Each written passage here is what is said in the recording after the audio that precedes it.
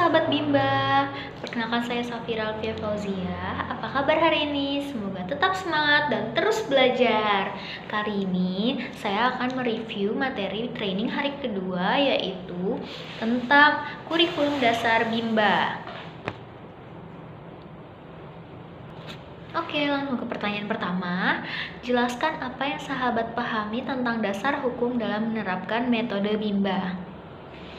Jadi, sebenarnya anak-anak itu memiliki hak, yaitu mendapatkan bimbingan dengan proses belajar yang menyenangkan.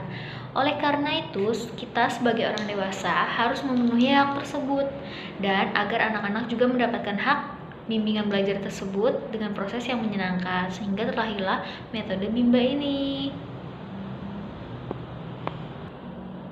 Kemudian yang kedua ada teori belajar dalam psikologi pendidikan, yaitu memiliki tiga hukum-hukum belajar, yaitu the law of effect. Maksudnya adalah ketika kita melakukan kegiatan yang menyenangkan bagi anak-anak, maka mereka akan mengulangi kegiatan tersebut. Kemudian yang kedua adalah law of exercise. Maksudnya apa? Ketika anak-anak terus mengulang kegiatan tersebut, maka anak-anak akan mampu melakukan kegiatan tersebut. Kemudian hukum yang ketiga adalah the law of readiness.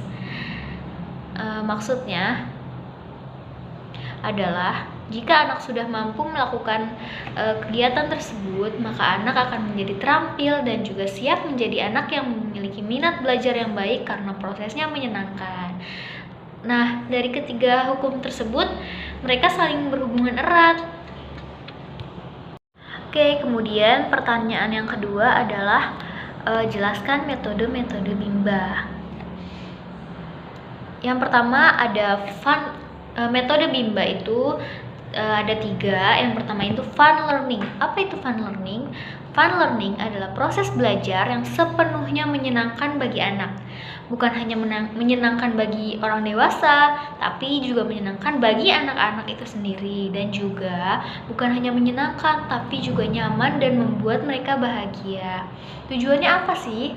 Tujuannya adalah agar minat belajar anak ini tumbuh dan mereka mau belajar tanpa adanya paksaan. Kalau syaratnya apa ya? Syaratnya adalah dengan menerapkan small step system dan juga individual system. Cara penerapannya dengan pendekatan pada anak-anak seperti bertanya kesukaannya atau hobi atau apapun yang menjadi daya tarik anak tersebut agar kegiatan tersebut menjadi menyenangkan bagi anak tersebut. Kemudian apa? Yang kedua ada metode small step system atau biasa disebut dengan bertahap, metode bertahap. Apa itu small step system? Small step system adalah proses belajar yang dilakukan secara bertahap sesuai kemauan dan kemampuan dari anak-anak. Tujuannya apa? Tujuannya adalah agar proses belajar yang menyenangkan dapat tercipta. Syaratnya adalah menerapkan individual system, yaitu membimbing anak sesuai kemampuan masing-masing. Kemudian cara penerapan small step system ini seperti apa? Yaitu dengan cara pendekatan juga seperti fun learning tadi, sehingga proses belajar juga menjadi menyenangkan. Dan yang terakhir ada metode individual system, yaitu prosesnya adalah tidak dengan metode klasikal. Apa itu tidak menerapkan metode klasikal? Yaitu menerapkan metode individual. Apa itu individual? Yaitu menjadikan anak sebagai subjek belajar. Tujuannya apa? Tujuannya agar anak proses belajar tersebut dapat dilakukan secara bertahap, sehingga kita tahu kemampuan anak-anak tersebut.